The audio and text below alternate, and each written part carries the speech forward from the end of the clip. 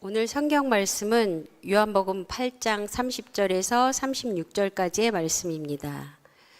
이 말씀을 하심에 많은 사람이 믿더라. 그러므로 예수께서 자기를 믿은 유대인들에게 이르시되 너희가 내 말에 거하면 참으로 내 제자가 되고 진리를 알지니 진리가 너희를 자유롭게 하리라.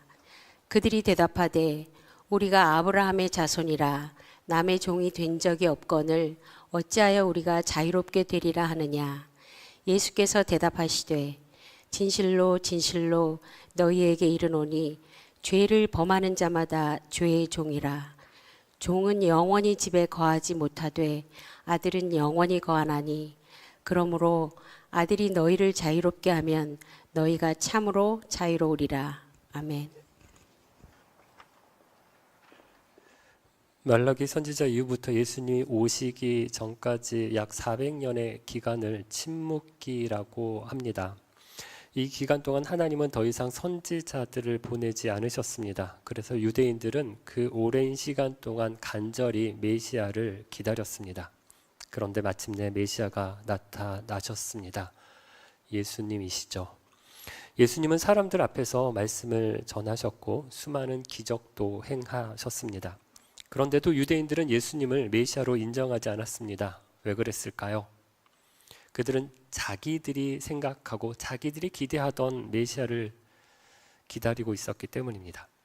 내가 생각하는 메시아, 내가 만들어 놓은 메시아가 있습니다. 나를 잘 되게 해줄 메시아를 꿈꿉니다. 심지어 어떤 사람은 자기만의 복음을 가집니다. 내가 복음, 내가 생각하는 복음이 있습니다. 내가 만든 성경도 있습니다. 내 마음에 드는 말씀만 따르고 순종하는 사람들이죠. 이건 참된 믿음이라 할 수 없습니다. 예수님은 자신을 믿지 않는 유대인들에게 두 가지 말씀을 하셨습니다. 첫 번째는 모든 사람이 죽는다는 것입니다. 안 죽는 사람이 없습니다. 모든 사람이 자기 죄 가운데 죽습니다. 그러나 두 번째, 예수님은 살 길이 있다고 하셨습니다. 어떻게 살 수 있을까요? 십자가를 바라볼 때입니다. 모세 시대 때 장대에 달린 놋뱀을 바라본 사람들이 살았던 것처럼 십자가 나무 위에 달리신 예수님을 바라보는 사람이 삽니다. 십자가의 능력이 있는 이유는 십자가는 죄에 대해 심판이기 때문이요, 십자가는 죄인을 용서하시는 하나님의 사랑이기 때문입니다. 여러분, 이 말씀을 들은 사람들 가운데 어떤 일이 일어났는가? 30절 말씀을 보면 이 말씀을 하심에 많은 사람이 믿더라 라고 말합니다. 예수님의 말씀을 듣고 믿는 사람들이 드디어 생겼습니다. 그래서 예수님은 이번에는 이들 믿는 사람들에게 말씀하셨습니다. 31절입니다. 그러므로 예수께서 자기를 믿는 유대인들에게 이르시되 너희가 내 말에 거하면 참으로 내 제자가 되고, 30절에서는 많은 사람이 믿었다라고 하고 31절에서는 믿는 유대인들에게 예수님께서 말씀하셨다라고 합니다. 분명히 예수님을 믿는 유대인들이 있었습니다. 그런데 이들이 정말 제대로 예수님을 믿는 사람들이었을까요? 그렇지 않아 보입니다. 왜냐하면 31절을 보면 예수님께서 믿는다라고 얘기하고 있는 유대인들에게 너희가 내 말에 거하면 참으로 내 제자가 될 것이다 라고 말씀하셨기 때문입니다. 이 말씀은 믿는다는 말을 하기는 했지만 참된 제자는 아니었다는 것입니다. 무엇을 말합니까? 믿는다는 것과 참된 제자는 같지 않다는 것입니다. 어떤 차이가 있을까요? 몇 주 전에 제가 이런 말씀을 드린 적이 있습니다. 말로만 믿는 사람들이 있다. 말로는 믿는다고 말하지만 실제로는 믿지 않는 사람들이 있다라는 얘기를 했습니다. 그러면서 제가 예화를 하나 들었는데 기억하실 것입니다. 나이아가라 폭포 위에서 한 고개사가 외줄타기를 했습니다. 사람들이 보니까 너무 쉽게 건너는 것입니다. 사람들이 환호하고 박수를 쳤습니다. 그때 이 고개사가 사람들에게 물었습니다. 제가 사람을 등에 업고 이 줄을 건널 줄을 믿습니까? 사람들이 믿습니다. 할 수 있습니다. 환호했습니다. 그러자 고개사가 그렇다면 한 분만 나와 주십시오. 제가 업고 건너겠습니다 라고 말했습니다. 아무도 나오지 않았습니다. 말로는 믿는다고 말했지만 실제로는 믿지 않았던 것입니다.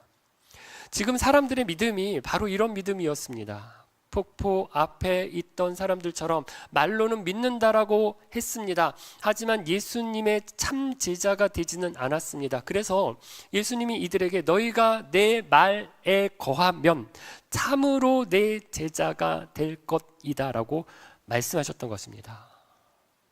그럼 믿는 것과 제자는 어떤 차이가 있을까요?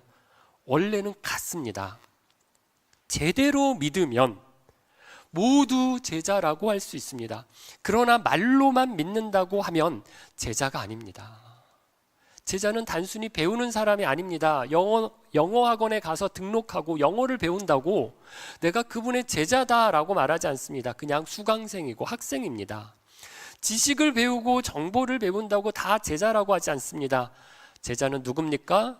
그 사람의 삶을 따라가는 사람입니다.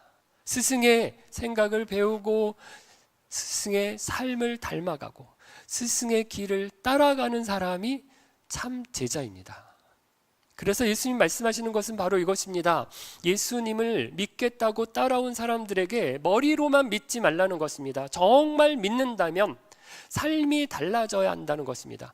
제자가 되라는 것은 말로만 믿습니다 라고 하는 게 아니라 정말 믿는다면 예수님의 말씀 안에 거하며 예수님의 삶을 닮아가는, 예수님께 자기 자신을 내어 맡기는 사람이 되어야 된다는 것입니다. 고개살을 정말 믿는다면 등에 업혀야 하는 것처럼 예수님을 정말 믿는다면 그 말씀 안에 거해야 합니다. 믿음이 순종으로 이어지지 않는다면 그것은 제자라 말할 수 없는 것입니다. 그러면 여러분, 왜 머리로 믿는 것이 삶의 순종으로 이어지지 않을까요? 왜 제자가 되는 것이 이토록 어려울까요? 예수님은 그 이유를 이렇게 말씀하셨습니다. 34절입니다. 예수께서 대답하시되 진실로 진실로 너희에게 이르노니 너희 죄를 범하는 자마다 죄의 종이라. 예수님은 우리 인간의 상태를 한마디로 죄의 종이라고 하셨습니다. 그런데 유대인들은 이 말씀을 받아들이지 못했습니다. 33절을 보면 우리가 아브라함의 자손이라 남의 종이 된 적이 없거늘 어찌하여 우리가 자유롭게 되리라 하느냐라고 묻고 따졌습니다. 유대인들은 자신들이 아브라함의 자손이라는 것에 대한 굉장한 자부심을 가지고 있었습니다. 그래서 자기들은 종이 아니라고 생각했습니다. 하지만 정말 그랬나요? 이스라엘의 역사를 보면 그렇지 않아 보입니다. 유대인들이 얼마나 종살이를 많이 했는지 모릅니다. 유대인들은 야곱 이후로 출애굽할 때까지 모두 400년 동안 이집트에서 지냈습니다. 처음에는 요셉이 총리여서 좋은 대접을 받았지만 대부분의 기간 동안 이스라엘 백성들은 이집트에서 종살이를 했습니다. 가나안 땅에 들어간 이후에도 사사시대라고 부르죠. 사울 왕이 나오기까지 400년의 기간이 지나갑니다. 여러분, 이 기간 동안에도 블레셋, 미디안, 암몬 같은 민족들에게 계속해서 압제를 받았습니다. 그 후에 북이스라엘 나라는 아시리아에게 멸망을 당하고 남유다는 바빌로니아에게 심판을 받아서 포로로 잡혀갔습니다. 거기서 또 종살이를 했습니다. 그 이후에는 페르시아의 지배를 받았고 이어서 그리스의 지배를 받았고 그 이후에 지금 예수님 당시에는 로마의 지배를 받고 있는 중입니다. 이렇게 역사를 보면 유대인들은 계속해서 다른 나라의 지배를 받으며 종으로 살았습니다. 그런데도 우리는 종이 된 적이 없다라고 말하는 것은 자기를 모르는, 부정하는 주제를, 상태를 인정하지 않는 것입니다. 그런데 문제는 나라만 남의 나라 종이었던 게 아니었습니다. 영적으로도 어땠습니까? 죄의 종이었습니다. 사단의 종이었습니다. 그래서 사단이 시키는 대로 했습니다. 그렇다고 일부러 사단의 무슨 명령을 받아서 지키는 것이 아닙니다. 그냥 내가 하고 싶은 대로 하면 죄에 끌리고 사단이 시키는 일을 저절로 합니다. 죄의 종이라고 어떻게 해야 죄를 짓는 것인지 죄에게 기도를 드리거나 물어보거나 그럴 필요가 없습니다. 어떻게 해야 사단이 좋아하는지 사단에게 예배해야 아는 게 아닙니다. 우리 본성 자체가 죄의 종입니다. 사단의 종입니다. 가만히 두어도 그래서 자연스럽게 죄로 흘러갑니다. 마치 제가 이 마이크를 들고 있다가 놓으면 떨어지겠죠. 중력 때문에 밑으로 떨어집니다. 강물에 배를 띄워놓고 아무것도 하지 않으면 물 흐르는 대로 떠내려갑니다.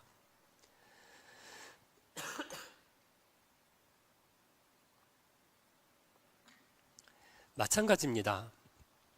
사람이 죄를 짓는 것은 일부러 막 노력하지 않아도 가만히 있어도 죄를 짓습니다. 왜냐하면 우리가 죄의 종이기 때문입니다. 그런데 유대인들은 이것을 인정하지 않았습니다. 자기들이 아브라함의 자손이라고 하면서 자신들이 죄인이라는 사실을 받아들이지 않았습니다. 여러분, 예수 믿기 가장 어려운 사람이 누구일까요? 자기가 의롭다고 생각하는 사람입니다. 예수를 믿지 않지만 착하게 사는 분들이 있습니다. 마음이 선하고 어려운 사람들을 잘 돕고 사회적으로 좋은 일을 많이 하는 분들이 있습니다. 이런 분들이 교회에 오면 어떤 생각이 들까요? 교회에 오면 목사님들이 자꾸 죄인이라고 말합니다. 그런데 자기는 그게 마음에 동의가 되지 않아요. 내가 그렇게 나쁜 사람인가? 나처럼만 살아봐라. 나는 법 없이도 살 사람인데 내가 예수 믿는 너희들보다 내가 훨씬 더 양심적인 것 같은데? 라고 하는 생각이 듭니다. 그러면 복음이 들어가지 않습니다. 왜냐하면 복음의 시작은 자신이 죄인이라는 것을 인정하는 것에서부터 출발하기 때문입니다. 자기가 죄인이라는 것을 인정해야 그 다음에 예수님 이야기가 들립니다. 십자가 이야기가 귀에 들어옵니다. 그런데 여기서부터 막히면 복음이 들어갈 수가 없습니다. 반대로 복음을 가장 잘 받아들일 수 있는 사람은 그러면 누굴까요? 죄인들입니다. 제가 한번 말씀드린 적이 있는데 한영교회 시절 청년들과 함께 키르기스탄에 갔을 때였습니다. 섬기시는 이풍 선교사님과 여자 교도소를 방문한 적이 있는데 한 200명 정도 모든 여자들이 빨간 제수복을 입고 강당에 앉아 있었습니다. 제가 말씀을 전하게 되어서 이렇게 설교를 시작했습니다. 여러분, 다 죄인이세요. 그때 분위기가 어땠는지 아십니까? 뭐라는 거야? 우리를 죄인이라는 거야? 이러면서 반항하는 그런 분위기가 아니었습니다. 서로를 쳐다보면서 맞아, 우리 죄인이야. 이렇게 다 인정하는 것입니다. 그러니까 복음을 전하기가 너무 쉬웠습니다. 우리가 종종 이런 이야기를 듣습니다. 살인범이 감옥에서 예수를 믿었다. 조폭이 예수 믿고 목사가 되었다. 왜 감옥에서 예수 믿는 사람 생길까요? 왜 감옥에서 전도가 될까요? 자기가 죄인이라는 사실을 그 사람들은 이미 알고 있기 때문입니다. 그러면 여러분, 죄의 종으로 살아가던 우리를 위해 예수님이 어떤 일을 하셨는지 32절을 보겠습니다. 진리를 알지니 진리가 너희를 자유롭게 하리라. 예수님은 진리가 너희를 자유롭게 한다고 하셨습니다. 그렇다면 여기서 말하는 진리는 무엇일까요? 예수님 자신을 가리킵니다. 요한복음 1장 14절을 보면 말씀이 육신이 되어 우리 가운데 거하심에 우리가 그의 영광을 보니 아버지의 독생자의 영광이요 은혜와 진리가 충만하더라 라고 말씀합니다. 예수님은 은혜와 진리로 이 땅에 오신 분입니다. 그래서 예수님이 말씀하신 진리가 너희를 자유롭게 한다라고 하는 말씀은 결국 예수님이 우리를 자유롭게 하신다는 뜻입니다. 이 사실을 예수님은 36절에서 더 분명하게 말씀하셨습니다. 같이 한번 읽어볼까요? 36절입니다. 그러므로 아들이 너희를 자유롭게 하면 너희가 참으로 자유로우리라. 아들이 예수님이시죠? 예수님이 우리를 참으로 자유롭게 하신다. 자유로 인도하신다는 것입니다. 그러면 우리가 예수님이 우리를 자유롭게 하신다는 것은 여러분 무엇으로부터 우리를 자유롭게 하신다라는 뜻일까요? 두 가지를 생각해 볼 수 있습니다. 첫 번째는 죄로부터 자유케 되는 것입니다. 우리는 앞에서 우리 모두가 죄의 종이다, 사단의 종이다라고 했습니다. 예수님은 우리를 그 죄에서부터, 사단에게로부터 자유케 하신다는 것입니다. 그렇다면 한 가지 질문이 생깁니다. 예수를 믿으면 그러면 이제 더 이상 죄를 전혀 안 짓게 될까요? 그렇진 않습니다.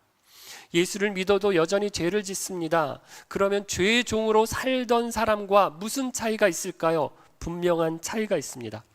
예전에 우리가 어디에서 살았느냐? 죄의 집에서 살았습니다. 가끔 착한 일을 할 때도 있었지만 기본적으로 우리는 죄의 종이었습니다. 죄의 집에서 죄 가운데 살았습니다. 그러나 예수님을 믿은 이후에 우리가 어디에서 살아갑니까? 예수님 안에서 살아갑니다. 진리 안에서 살아갑니다. 말씀 안에서 살아갑니다. 물론 때로는 우리가 잠깐 집을 나가듯이 죄를 짓기도 합니다. 하지만 결국 어디로 다시 돌아오느냐? 예수님께로 돌아옵니다. 그래서 우리는 이것을 인정해야 합니다. 예수 믿어도 순종이 잘 안 될 때가 있습니다. 삶이 금방 바뀌지 않을 때도 있습니다. 왜 그럴까요? 우리가 오랫동안 죄의 종으로 살았기 때문입니다. 그 습관이 우리 몸에 배어 있기 때문입니다. 그래서 예수 믿는다고 해서 사람이 하루아침에 완전히 달라지는 것은 아닙니다. 오랫동안 기부스를 하고 있으면 기부스를 풀어도 금방 자유롭게 움직이지 못합니다. 저희 장모님이 작년 11월에 산에서 넘어지는 바람에 발목이 골절되었습니다. 수술도 잘 되고 뼈도 잘 붙어서 2달 전쯤 깁스를 풀었습니다. 그런데 지금도 잘 못 걸으십니다. 쩔뚝 절면서 걸으십니다. 뼈는 이미 붙었지만 몸이 예전처럼 움직이기까지는 시간이 걸리는 것입니다. 우리의 신앙도 비슷합니다. 우리는 이미 죄에서 자유를 얻었습니다. 그러나 오랫동안 죄의 종으로 살았던 습관이, 성향이 아직 남아 있습니다. 그래서 새로운 삶을 살기 위해서는 훈련이 필요합니다. 말씀을 보고 듣고 배우면서 자꾸 교정을 받아야 합니다. 풍성한 삶의 초대, 첫걸음, 기초를 참여해서 배우면서 양육을 받으면서 연습하고 훈련해야 나쁜 습관을 바꿀 수 있습니다. 대화하는 법도 배우고 관계를 맺는 방식도 훈련해야 합니다. 부부관계도 부모와 자녀와의 관계도 성도들과의 관계도 말씀 안에서 새롭게 배워가야 합니다. 나는 원래 성격이 이래요. 나는 원래 이렇게 말하는 사람이에요. 이러면서 핑계하지 마십시오. 누구는 그게 자랑이 아닙니다. 수술만 했다고, 기부스만 풀었다고 저절로 잘 걷게 되는 것이 아닙니다. 재활이 더 힘들다라는 말을 합니다. 수술은 의사가 해주는 것이지만 재활은 내가 노력해야 하기 때문입니다. 예수님의 은혜로 죄에서 자유를 얻었다라고 해서 끝난 게 아닙니다. 삶이 자동으로 바뀌지 않습니다. 그리스도의 제자로 살기 위해서는 죄의 습관과 싸워야 합니다. 성경이 말하는 것처럼 피 흘리기까지 싸워야 합니다. 재활해야 합니다. 노력해야 하는 것입니다. 그래서 여러분, 우리는 서로를 기다려줄 필요가 있습니다. 자기 자신도 기다려 주어야 합니다. 나는 왜 맨날 이 모양일까? 예수 믿은 지 이렇게 오래됐는데 왜 아직도 이렇게 부족할까? 그럴 때 자신을 너무 정지하지 말고 기다려 주어야 합니다. 다른 사람도 기다려 주어야 합니다. 저 사람은 왜 저럴까? 왜 말하는 게 왜 저 모양일까? 그렇게 생각이 들 때도 기다려 주어야 합니다. 왜냐하면 우리 모두는 죄의 종에서 자유를 얻었습니다. 하지만 여전히 죄의 습관과 싸워가고 있는 사람들, 재활 중이기 때문입니다. 두 번째, 예수님은 우리를 율법으로부터도 자유롭게 하셨습니다. 예수님 당시 유대인들은 신앙생활을 율법을 지키는 것이다라고 생각했습니다. 그래서 율법을 잘 지키면 구원을 받을 수 있다. 율법을 행하면 의롭게 된다고 생각했습니다. 그런데 정말 그럴까요?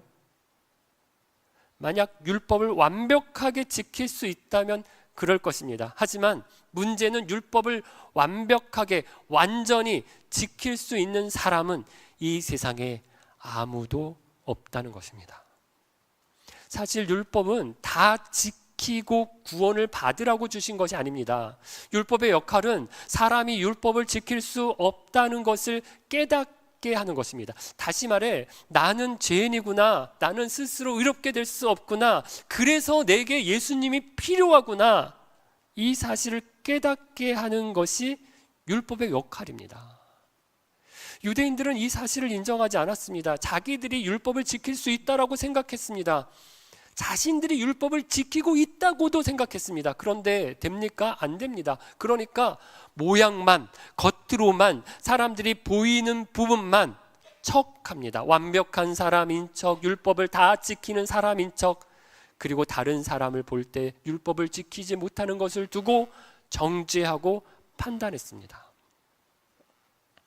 여러분, 예수님이 오셔서 하신 일은 율법을 없애신 것이 아닙니다. 예수님은 율법을 폐하러 오신 것이 아니라 완성하러 왔다고 하셨습니다. 사람들은 율법의 문자에만 관심이 있었습니다. 하지만 예수님은 그 율법의 참된 의미를 드러내셨습니다. 그래서 신앙생활을 무슨 규칙을, 무슨 행위를 해야 한다, 하지 말아야 한다라고 하는 것에만 매여 있으면 율법적 신앙인이 되는 것입니다. 예를 들어 어떤 목사님이 십계명 설교를 하면서 이건 죄입니다, 이렇게 하면 안 됩니다, 이렇게 아주 구체적으로 적용하면서 설교를 했더니 성도들이 굉장히 좋아하더라라고 하는 이야기를 들은 적이 있습니다. 기준이 명확하기 때문에 뭐는 되고 뭐는 안 되는구나, 아주 속 시원하게 가르침을 받았다, 설교를 들었다라고 생각했기 때문입니다. 하지만 저는 그렇게만 가르치면 사람들이 자꾸 질문하게 될 거라고 생각합니다. 목사님, 이건 해도 됩니까? 이건 죄가 아닌가요? 이렇게 해도 될까요? 여러분, 그러면 신앙이 점점 규칙 중심의 신앙으로 흘러가게 됩니다. 엄마, 이거 먹어도 돼? 알아서 먹으면 되지. 그걸 자꾸 물어보는, 청소년이 되어서도 청년이 되어서도 물어보는 친구들은 유아적 수준에서 벗어나지 못한 거죠. 신앙생활을 유아기적으로 하는 것입니다. 술과 담배, 성경에는 담배 이야기가 없습니다. 술에 대해서도 취하지 말라고 말씀합니다. 그런데 우리나라 교회에서는 술과 담배를 신앙의 절대적인 기준인 것처럼 생각합니다. 그래서 이것으로 저분 신앙이 아직 많이 부족하네, 신앙이 없네, 신앙을 좋네, 이거 가지고 판단합니다. 하지만 여러분, 이것이 신앙의 전부라고 생각하지 않습니다. 물론 맨날 술 취해서 늦게 들어와서 집안에서 술주정하면 문제입니다. 회사에서 우리 부장님은 정말 술꾼이셔, 이런 소리를 교회 다니는 분이 들으시면 안 됩니다. 술도 담배도 건강에 좋지 않으니 끊으시는 것이 좋습니다. 하지만 그것만 가지고 신앙을 판단할 수 없습니다. 더 중요한 건 왜 하는가, 왜 하지 않아야 하는가입니다. 어떤 행동이 다른 사람의 시험이 되거나 상처가 된다면 하지 않아야 합니다. 저는 술이나 담배가 제 신앙 기준에, 제 신앙의 양심에 큰 문제라고 생각하지 않습니다. 그렇다고 제가 고덕역 부근에서 맨날 술 먹고 돌아다닌다고 생각해 보십시오. 예배 마치고 로비에서 담배 하나 태운다고 해 보십시오. 교내에서는 금연입니다. 여러분, 그런 저를 보시면 이상하겠죠? 시험에 드실 거죠? 그래서 안 하는 것입니다. 그래서 여러분, 율법에서 자유하게 되었다고 해서 내가 마음대로 살아도 된다는 뜻이 아닙니다. 오히려 더 어려워졌습니다. 율법은 이건 됩니다, 이건 안 됩니다, 이렇게 딱 나누어서 우리에게 분명하게 말씀했습니다. 하지만 자유는 그렇게 단순하지 않습니다. 자유는 다른 사람도 생각해야 합니다. 내 행동이 다른 사람에게 어떤 영향을 줄지를 생각해야 합니다. 자기 마음대로 말하고 자기 하고 싶은 대로 행동하는 것은 자유가 아닙니다. 어린 아이들이 그렇게 합니다. 남 신경 안 쓰고 자기 하고 싶은 말하고 자기 하고 싶은 대로 행동합니다. 성숙하지 않은 것입니다. 자유는 성숙한 신앙인이 누리는 것입니다. 그래서 진짜 자유에는 훈련이 필요합니다. 예를 들어 탁구나 테니스를 할 때 아무데나 막 치는 사람이 자유로운 사람이 아닙니다. 저도 테니스를 레슨을 받았는데 한번 이렇게 처음에는 이렇게 오는데 다 홈런이더라고요. 그러면 치면 다 넘어가요. 이게 자유롭게 치는 게 아니에요. 아무데나 친다고 자유로운 게 아니라 내가 짧게 치고 싶을 때 짧게 치고, 길게 주고 싶을 때 길게 주고, 강하게 주고 싶을 때 강하게 주고, 약하게 주고 싶을 때 약하게 주고, 요쪽 저쪽 이렇게 치는 사람이 진짜 자유로운 사람이죠. 그런데 그렇게 하려면 어떻게 해야 될까요? 연습해야 합니다. 혼자서 수없이 연습해야 실전에서, 시합에서 자유롭게 칠 수 있습니다. 신앙생활도 마찬가지입니다. 예수님 만났다고 해서 하루아침에 제자가 되는 게 아닙니다. 하루아침에 자유로운 사람이 되는 게 아닙니다. 보이지 않는 곳에서 신앙 훈련이 필요합니다.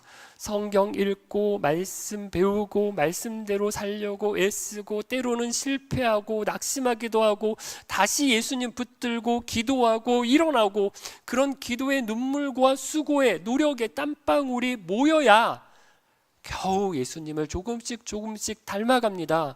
조금씩 참된 자유를 누리게 되는 것입니다. 사랑하는 빛소금 가족 여러분, 오늘 말씀을 보면서 저와 여러분 자신을 돌아보기를 바랍니다. 저와 여러분은 지금 어디에 서 계십니까?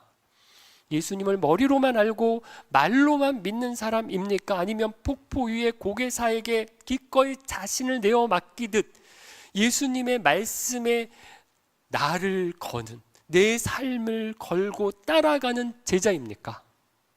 신앙생활은 우리를 옥죄는 무거운 의무가 아닙니다. 죄의 종로로 타던 우리를 해방시켜 주신 그 하나님의 놀라운 은혜를 누리는 삶입니다. 억지로 지키는 율법이 아니라 나를 살리신 그 사랑이 너무 감사해서 기쁨으로 응답하는 삶입니다. 예수님이 주신 자유는 나 좋을 대로 사는 방종이 아닙니다. 오히려 하나님을 사랑하기 때문에 스스로 절제하고, 다른 사람을 사랑하기 때문에 배려하고 섬기는 사람이 성숙한 자유를 누리는 사람입니다. 이 자유를 온전히 누리기 위해서는 훈련이 필요합니다. 깁스를 푼 다리로 다시 걸어가기 위해서, 힘을 얻기 위해서 재활이 필요한 것처럼 우리도 매일 말씀을 배우고 기도의 눈물을 흘려야 조금씩 예수님을 닮아가는 것입니다. 넘어져도 괜찮습니다. 우리 곁에는 우리를 끝까지 기다려주시는 성령님이 계십니다. 함께 그 길을 걸어가는 믿음의 가족들이 있습니다. 한 걸음씩 말씀의 빛을 따라 참된 제자의 삶으로 나아가기를 바랍니다. 진리신 예수님께서 죄에서, 율법에서 저와 여러분을 자유케 하셨습니다. 예수님이 주시는 참된 자유와 기쁨이 저와 여러분의 가정과 삶에, 그리고 우리 빛소금 공동체 가운데 늘 충만하기를 주의 이름으로 축원합니다. 함께 찬양 드리겠습니다.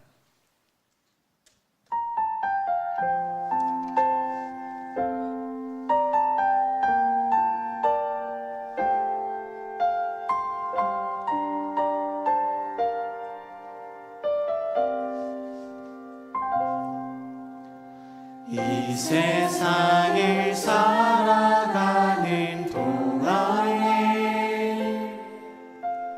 나의 힘을 의지할 수 없으니 기도하고 낙심하지 말 것은 주께서 참 소망이 되심이라. 하나님의 꿈이 나의 비전이 되고 예수님의 성품이 나의 인격이 되고 성령님의 권능이 나의 능력이 되길 원하고 바라고 기도합니다. 주의 길을 걸어가는 동안에 세상에 것 의지할 수 없으니 감사하고 낙심하지 말 것을 주께서 참 기쁨이 되시리라. 하나님의 꿈이 나의 비전이 되고 예수님의 성품이 나의 인격이 되고 성령님의 권능이 나의 능력이 되길 원하고 바라고 기도합니다. 하나님의 꿈이 나의 비전이 되고 예수님의 성품이 나의 인격이 되고 성령님의 권능이 나의 능력이 되길 원하고 바라고 기도합니다.